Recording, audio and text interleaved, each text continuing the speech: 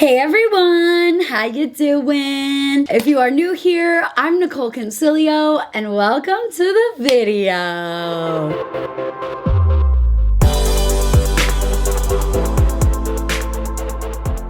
For today's video, I thought it would be helpful to bring it back to my roots, bring it back to why I started my YouTube channel, and give you guys some of my favorite tips and tricks in order to have perfect makeup application. If you're not using these makeup techniques in 2024, you definitely should start using them now. I think we're gonna see a lot of different makeup this year. You know, it's only February 2024 and we already have an abundance of lip products, an abundance of blush products coming out, so I'm really excited to see what the rest of the year has in store for us. The other day, I went out to a Tarte event and a Lunar Beauty event, and I got so many requests on how I did my makeup, how I had my makeup looking so good on and off camera. So that's what I'm gonna do today. I'm gonna teach you some of my favorite tips and tricks of makeup that I've been doing for a while now and that you should start using in 2024. I wanna make sure I say this in the beginning of the video that I have dry skin, okay girl? So if you are someone that has oily skin, this video might not be geared towards you just because I only know how to work with dry and normal skin. My only suggestion would be if you do have oily skin to just add more setting powder throughout your makeup application more than I do. So if you have dry skin, if you have normal skin, and if you're someone that just has like a rounder face in general, this video is going to be so helpful for you. So without any further ado, let's get into how I created this makeup look.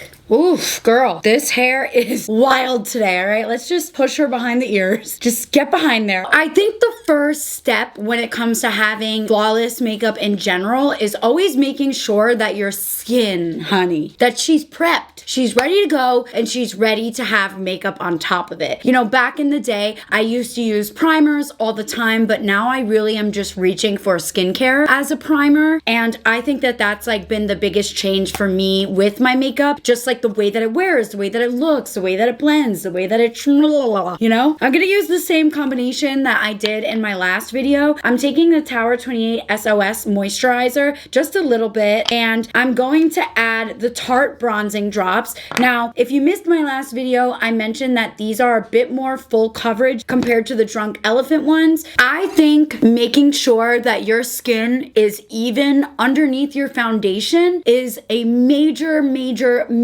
game changer, especially since we're seeing a lot more tints, a lot more tinted moisturizers, a lot just like more dewy foundations this year, and even just last year we saw a lot of tints. So I think making sure that you have even skin underneath your foundation is going to be a major game changer. So for me, the Tarte bronzing drops, the Drunk Elephant bronzing drops, those are all things that you can use to just make sure you're kind of evened out. So like for me, it does a good job at making sure my forehead matches the rest of my face because my forehead is always naturally more tan. If you are not applying sunscreen in 2024, you're canceled. You're canceled, you're done, finito, get out of here, okay? I always apply a mineral sunscreen underneath my makeup. This is the Kosas Dreambeam, and this is one of my favorite mineral SPFs out there. This also has a slight tint in it as well, so it'll help even out your skin tone even more. So I just go on in and add a little bit. This is also something that you want to do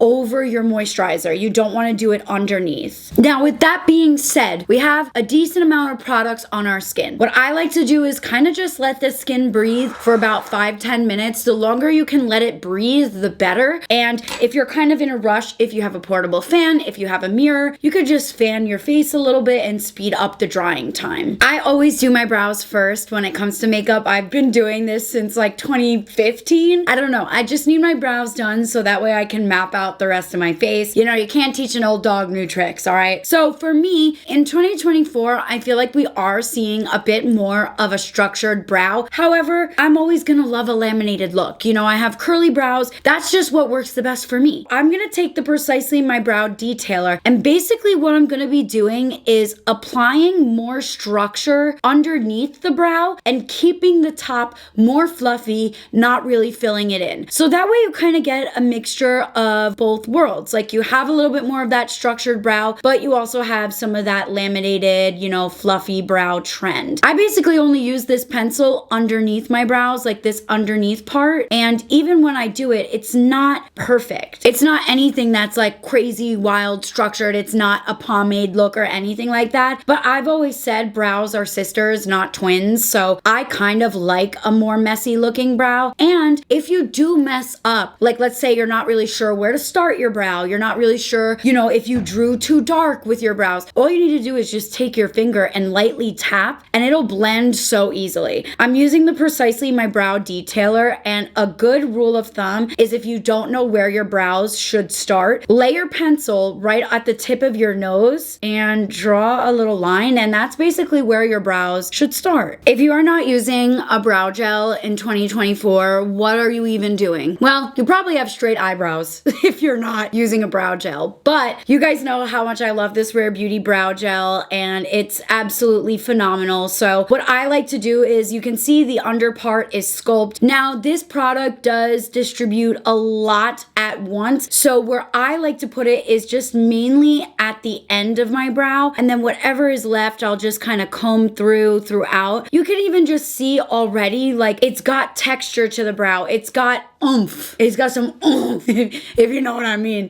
So like the brow, yes, underneath is structured, but the top is fluffy, so it kind of gets the best of both worlds. So if you're not really sure what kind of brow style to do, I definitely recommend trying something out like this, especially if you have curly brow hairs like myself. I feel like we kind of have to play into the fluffy brow style, you know, like we're never gonna have straight brows, okay? And I don't like laminating my brows. I am completely against it. Like I will never do that again to my brows. It completely changes the texture. It changes everything. And honestly, I've been losing a lot of brow hairs. So if there's one thing I recommend, it's not to laminate. Now, if you are someone who's lucky and hasn't had a bad experience with lamination, then go ahead. But me, I will never be doing it again just because of how much it changed my brow hairs. Not only that, it made them like really spiky. When they started to grow in, it would be like a curl at the root, but the rest of it would be like stick straight up. So it was just very difficult to work with. So by this time, everything that you've put on your face, the moisturizer, bronzing drops, SPF, it should all be already like seeped into your skin and ready to go. Now, if you are someone who has oily skin, you might want to look into having a mattifying primer, but a lot of these techniques that I'm using are really for normal to dry skin. The only thing I can really suggest if you do have oily skin is just adding a little bit more setting powder. So I'm gonna go in with the new Kylie Cosmetics foundation. Yes, I know, blah, blah, blah, Nicol Concilio, Kylie Cosmetics, yes, I know. But I'm so impressed with this foundation. I mean, I had my makeup on the other day for well over 8 hours and it looked incredible. In fact, I got so many DMs from you guys asking for a foundation routine because of how good my skin looked that day. I don't know what Miss Jenner put in this, but it is absolutely slay. Like it is very good. And you know what?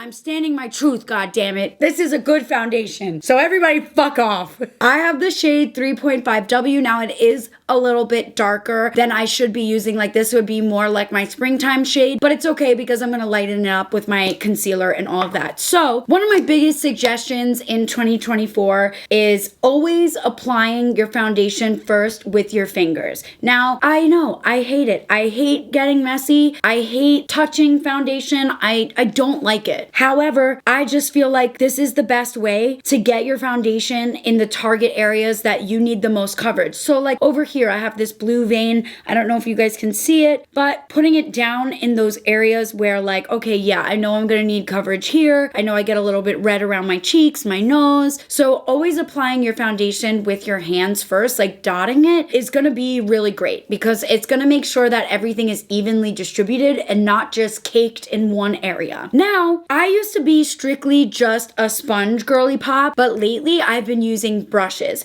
And the reason that I've been doing that is just because I feel like it gives me more coverage and more control of where I want the foundation to go. Glamzilla said something recently that actually makes a lot of sense. She uses her sponge without wetting it, and a lot of people were up in arms about that, but her response was basically that if you're using a foundation that is already marketed to be hydrating and it's got this incredible formula on its own, the last thing you really want to do is add water to it because it's going to completely change the formula. So I have completely stopped wetting my beauty blender probably in the last 2 years. I don't do it anymore, and I noticed a huge difference with just the way that foundation sits on my face. So I really recommend, if you are having problems with just the texture of your foundation, the way that it looks, the way that it performs, try to just stop wetting your sponge. This is the It Cosmetics sponge, and one of the reasons why I really like it is because of this little detail end. It makes it so easy to get around the brow and in these little crevices here of the eye. So that's a reason why I really like this foundation. I forgot to do this side. Here we go. Now, if you are also someone who doesn't like using a brush, using a sponge is gonna totally be fine. Just try that little technique that I said. Try to just apply it dry. Now, if you're applying it with a brush and you're like, oh girl, it always gets streaky, all you need to do is just take your sponge and blend in just a little bit more. This is like a guaranteed way to take out any streakiness that you get from a brush. However, with that It Cosmetics brush, I've never had a problem with streakiness. Another thing I want to mention before we move on to the rest of our makeup, undertones are so important when picking out your foundation. Now, I mentioned to you guys that this is 3.5W, W as in warm. The way that you're going to know your undertone is by looking at your veins. So for me, my veins are a bit more green-like, and if they're green, that means you have a warm undertone. If they're blue or purple, that means you have a cool undertone. And if you notice a mixture of both, then that means you have a neutral undertone. So those are the ways that you can tell. And honestly, I'm a little bit embarrassed to say, but I only knew this hack about a year ago from my friend Ash, Lipstick Kitty. We were sitting together at my bachelorette and she was like, oh, you have green veins, you have a warm undertone. And I was like, huh, is that what that means? So knowing that, it's like a foolproof way of making sure you're getting the right foundation shade. I raved about this concealer in my last video. I love this new Fenty We're Even concealer, and I use the shade 175W. Warm, baby. For me, my concealer placement has varied a lot throughout the year. However, if you are struggling with your concealer placement, with where you think you should put it, look at where your veins are on your face. So for me, I have a lot of veins and dark circles more towards the inner parts of my eye. So now what I do is just focus my concealer more in those areas. Now, I kind of unintentionally made a little, what would you say, a 90-degree triangle. Like I feel like I'm back in fucking geometry. However, less is more when it comes to concealer, especially if you're using a medium to full coverage foundation, which that Kylie Cosmetics one is. Less is always going to be more. And if you are someone that gets milia, which is little bumps underneath your eyes, you also want to be careful with your concealer placement as well. This can also come from over excessive use of under eye cream. Not everybody needs to use under eye cream. It's not mandatory. And if you are someone that notices milia, like around the outer shape of your eye, stop applying concealer there. Stop applying your eye creams there. That means that there are little like filaments under your eyes. Sometimes you have to go to a dermatologist to get them popped. So leave it alone. If you are getting those dots, stop it. This next technique that I love to do, and this is very, very simple, easy, let your concealer sit. Do not blend it out right away. You will get way more coverage if you let your concealer sit and just hang out there for a second. Now, I'm using a hydrating concealer. This only works with a hydrating concealer. You cannot do this technique with a matte concealer because it'll be stuck here and you won't be able to blend it out. So it's been about a minute 30 seconds. Now I'm gonna go in with my sponge that's not wet, okay? And I am just gonna go in and start lightly blending. And whatever is left left on my sponge, I drag out to the sides of my temple. But if you notice, majority of the concealer and the coverage is in that inner corner part, exactly where I want it. And that is because I let the concealer sit for a little bit. So whatever is left, drag it out, drag it out. If you've never experimented with having a brighter under eye like with what I currently have, I definitely recommend it. I think a bright under eye is not only gonna make you look more awake, it's going to kind of add a natural contour to the face. Even just the way that this looks, I don't really necessarily need to add cream bronzer or contour. Hey, I want to, so I'm going to. But if you're in a pinch, this just kind of like highlights and contours the face without even trying. Now, when it comes to bronzing and contouring in 2024, you need to know the difference. And that is that contouring is gonna be more of a cool tone shade and bronzing is gonna be more of the warm tone shade. That's the biggest difference between the two, and understanding that will definitely elevate your makeup game. I'm gonna use the KVD Vegan Beauty. This is the Bronze and Sculpt Duo, and I'm taking the cool tone side and I'm just lightly starting to buff it in. Now, this product is extremely pigmented. You do not need a lot. Like, even just the amount that I added, which is very little, is enough. Okay, less is more. Like, yes, 2016 makeup is back. However, we're revamping it, okay? We don't need as much bronzer. We don't need as much cream products. We don't need as much powder. But one thing that'll never get old is the knowledge behind using the products. Now, for your bronzer, what I like to do is take this Fenty Beauty Eaze Drop Stick Foundation. This is a foundation. I'm using shade 16, so it's a deeper shade. And for your bronzer, I tap right above where that contour is. So that way you get like a perfect melt between your contour, your bronzer, and not to mention, when you're using cream products, you want to tap. You do not want to swipe. If you swipe, you run the risk of taking off your foundation underneath. So I've always been a tap, tap, tap, tap, tap, tap, tap, tap, tap, tap, tap, tap, tap, tap girl, okay? A tappy yappy girl. You can see the cool tone right there. You can see the bronzer shade. It gives you a nice, full looking cheek. Now, this is a sponge that I got actually for my wedding from a girl named Makeup by Joy. I'll link her down below. She is incredible. Her techniques I love, and I've learned a lot from her. So this has a little slope where it's kind of perfect to blend out your concealer. There is still residual concealer on this sponge. If you ever feel like, you know, oh, I went a little bit too low with my contour, it looks a little splotchy or whatever's going on, use the side that still has the residual concealer on it, and you can literally buff that out and take away any product that you don't want. It also can sharpen it up. That is one of my favorite hacks to do, and is a hack that I've been using for a very long time. Play around with the product that is still left on the sponge. Like, it's there for a reason, you might as well use it. Blush. Okay, there has been so many blush launches already, and I'm sure we will see a shit ton more throughout the year. However, I think my favorite blush drop that has happened so far in 2024 are the Milk Makeup Jelly Tints. This one specifically is in the shade Burst, and it looks a little bit intimidating because it looks dark, right? You're kind of like, oh,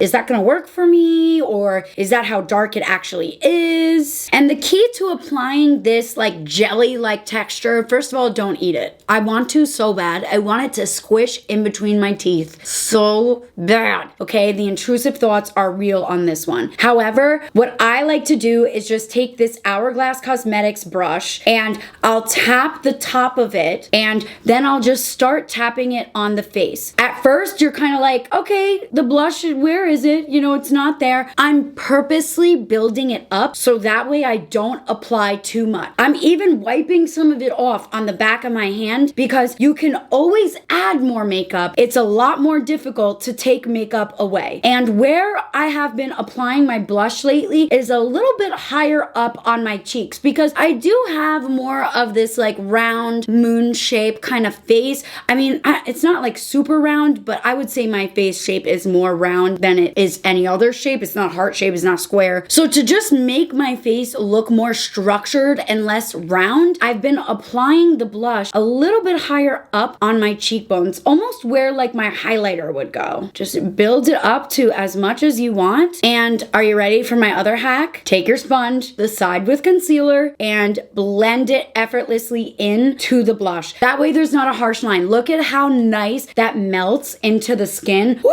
It looks like I got my makeup done by a pro, okay? It looks like I spent $700 on this makeup, and it's all just by melting the layers together. That's the most important part here. Now, before I set everything with my iconic Laura Mercier, why did I say it like that? My Laura Mercier Ultra Blur. What I like to do as kind of like my final step, just to like look extra snatched, I take a brush. This is from Lunar Beauty. This is the eye primer brush. And I'm gonna take my bronzer shade. This is the Fenty Beauty Eaze Drop Stick. And what I like to do is just take the cream bronzer and almost go upwards like that. It's gonna really lift and elongate the face. And it also kind of gives you the illusion of like, oh, she's wearing, you know, she's got some eyeshadow on. Even on the days where I don't wear eyeshadow. And honestly, that's kind of a lot these days. If you look at this side compared to this side, it just looks so much more lifted, so much more sculpt, so much more awake, especially if you have low hanging eyelids like myself. It just helps add a little lift. It's 2024. If you are not applying your powder with a powder puff, what are you doing? What are you doing? Okay, this is seriously, especially if you are like 28, 29, 30, 31, you want to make sure that you're using your powder puff. Now, I know for the longest time, especially with 2016 glam, this was kind of frowned upon. It was like you always want to go in with your sponge and apply it, and you want to bake it. However, as I'm getting older, I can't wear nearly as much powder as I did. And to be honest with you, I should have never been wearing as much powder as I did. I have dry skin, and I wasn't taking that into consideration. What I do instead is take like literally the tiniest amount, and you press it in, and then tap, tap, tap, tap, tap, tap it away. And I'm only adding powder underneath my eyes. I do not touch the rest of my face. There is a very little amount here. Like even if you just like flick it off, get some of that powder off, less is more, ladies and gents. Go right on in, tap, tap, tap. And the thing is, you don't want to keep this in one spot for too long. So you want to make sure you are moving with this. And you also want to make sure you're always setting your eyelids. Getting those crease lines really, really bother me. Now, when it comes to setting the rest of my face, this is the amount of powder that I use. I don't even know if you can see, but I take my Rare Beauty brush, I swirl it all on in here,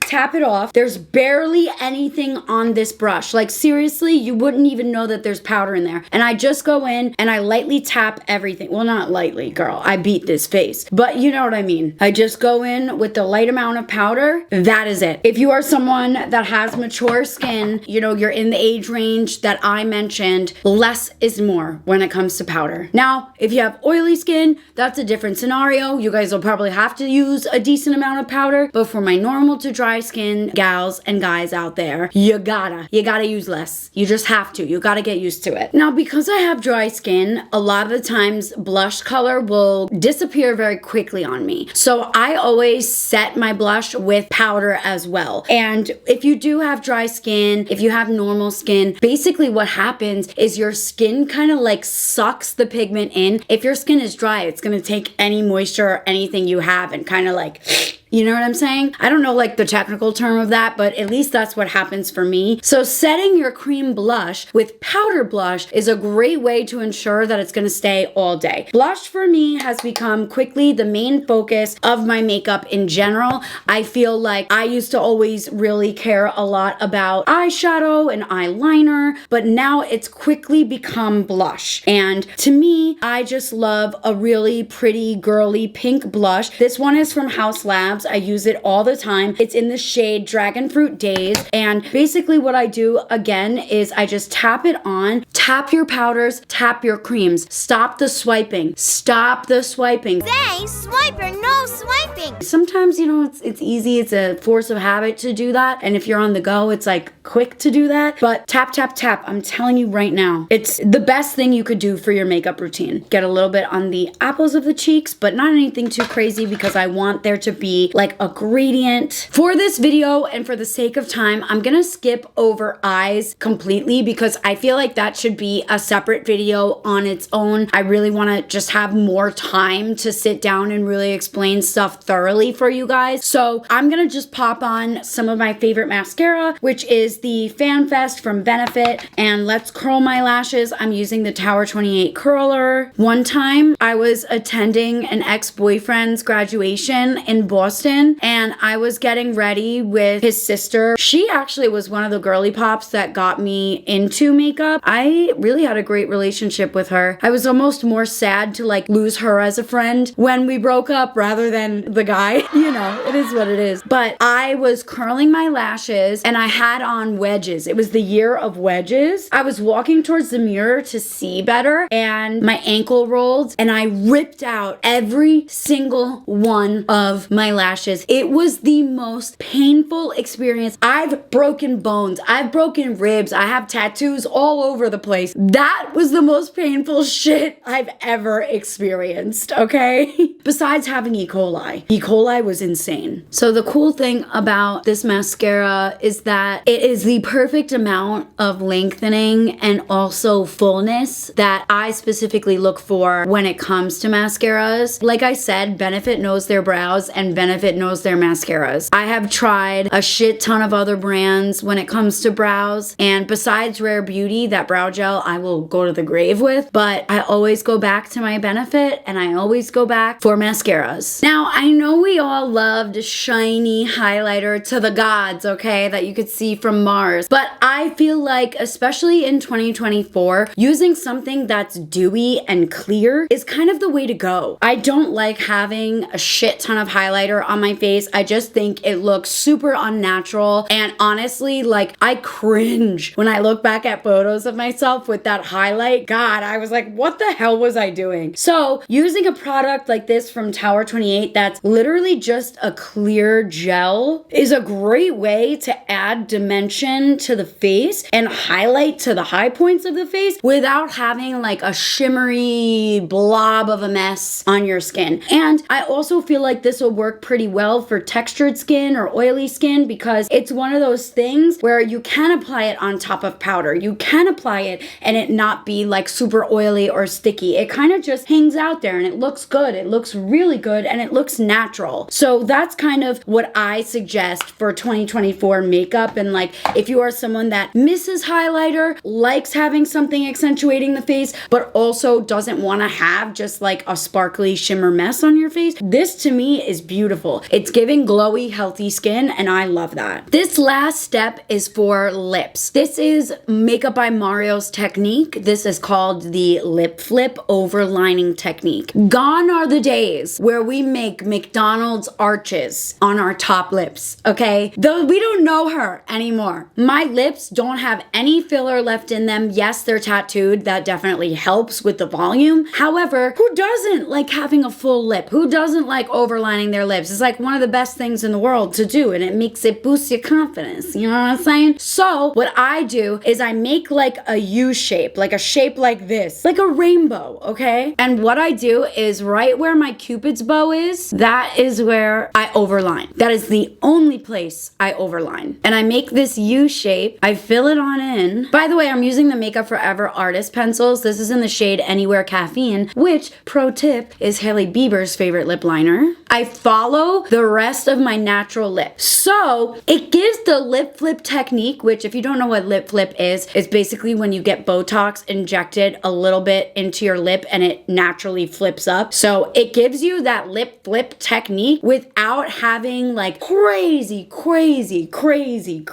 overlined lips. This is something that Mario has popularized a lot, and I just follow the natural line of my lip as well underneath. Sometimes if you go like this, it's easier. And what you can also do is go in with a darker shade as well to just kind of give it a little bit of a contour so that it looks more like it's part of your lips. This is in the shade Endless Cacao, and that way it's kind of like contoured. I really like mixing two lip liners just to get a little bit of depth and dimension. And if you're not using a lip oil or some sort of lip hybrid or whatever in 2024, then what are you doing? I'm going in with the shade Guava from Haus all slabs. These are their PhD lip glazes, and I'm just gonna fill in. It's a really pretty pink, light pink color. Get a little bit of that gloss up onto the liner so that everything looks cohesive. And this is the finished look, y'all. So I hope you guys enjoyed these makeup tips and tricks. If you're not using them in 2024, then you definitely should start using them. You know, I started my channel back in 2015, 2014, I don't even know when it was, but I started posting beauty content to really make people feel beautiful, not only on the outside, but on the inside. So for me, I feel really fulfilled being able to give you guys some of my favorite tips and tricks. And don't get discouraged. Like, this has taken me years of practice. If I go back and look at when I first started makeup, it looks like shit, okay? It doesn't look good. It's not pretty. However, you gotta learn and practice in order to perfect your craft. So don't get discouraged. I really hope that these tips and tricks were helpful. If you guys use any of these, please tag me. I'd love seeing what you guys do and what you create. And if there's ever any hacks that you guys like to share with me, like, I love learning. I love just expanding my knowledge within makeup. So thank you guys so much for watching. And if you like what you see, please consider subscribing, and I will see you guys next time.